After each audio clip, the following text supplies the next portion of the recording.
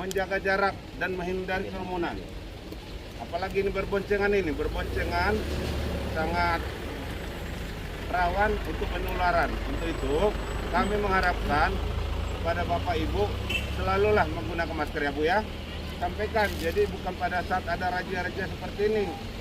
Di rumah pun kalau kita berkumpul dengan anak keluarga, teman-teman wajib memakai masker ya. Nah, rajin mencuci tangan, jaga jarak ya Pak ya. Ini untuk kita bersama, untuk kesehatan kita bersama ya. Yang ini ada maskernya. Ini saya berikan masker. Nah, ini Pak. Ya silakan ya, dipakai selalu ya. Ini baru bahas ini. Dipakai. Maaf ya Bu ya, mengganggu sebentar ya Bu ya. Kayaknya mau jalan jauh ya. Ya. Selamat jalan ya.